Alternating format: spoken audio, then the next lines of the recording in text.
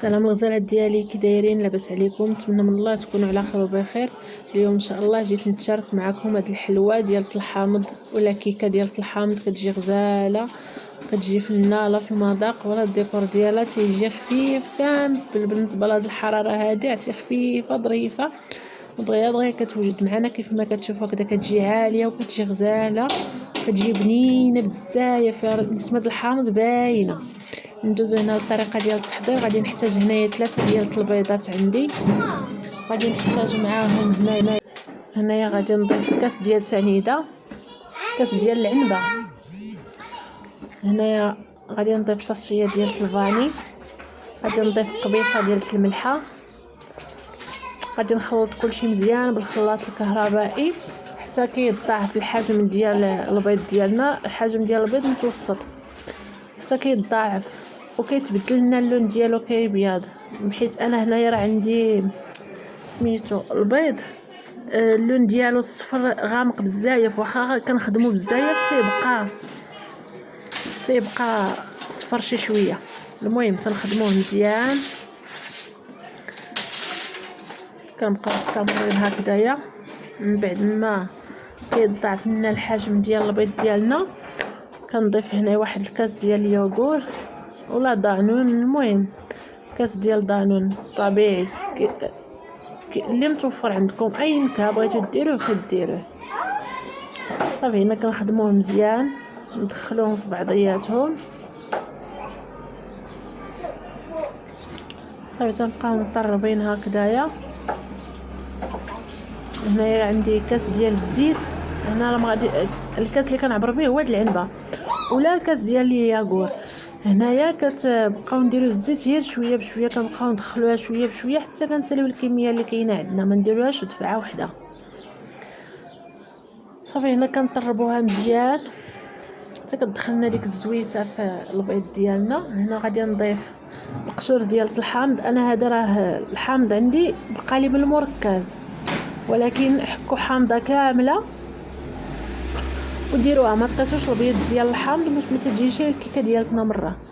هنايا عندي 250 غرام ديال الطحين اللي هي 2 كيسان ونص ديال الطحين. تنخلطوها كامله، ما نديروهاش دفعه واحده، كنديرو نص نص، كنديرو النص الاول ونعاودو نديرو النص الثاني. هنا كنضيفو النص الثاني كنضيفو معاه. هنا راه خماره عندي فيها 16 غرام، كتضيفوا 2 خمارات، اما ديال 7 غرام اما 8. المهم كتضيفوا 2 خمارات. المهم انا هذه عندي فيها 16 غرام. صافي تندخلوهم في بعضياتهم. وهنا خصنا نخدموا الكيك ديالنا مزيان باش يطلع معنا الكيك ديالنا. هنا راه كنبقاو نخدموا ونبقى نهزو يدينا باش خص الخيط ديال الكيك ديالنا يبقى يهبط معنا متواصل. منين تيكون كيتقطع راه مازال خاصها الخدمه باش كتجي ناجحه معنا وكتجي معلكه من الداخل وكتجي غزاله، كتجي حتى فنه. صافي هكذا كنبقاو مستمرين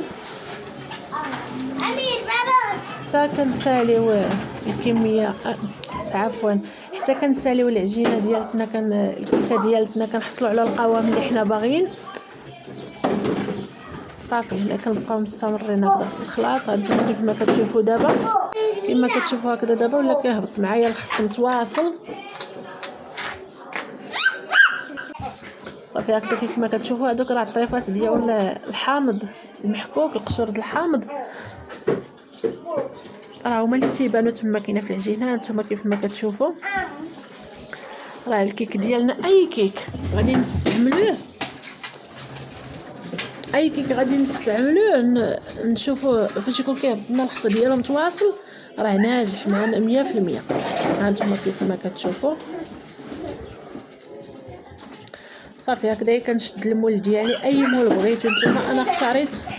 انا اختاريت ندير هذا المول هكذايا طويل. ممكن ديروا هذاك المول اللي فيه التقبه في الوسط، ديروا هذاك اللي مطلوق عادي مسطح.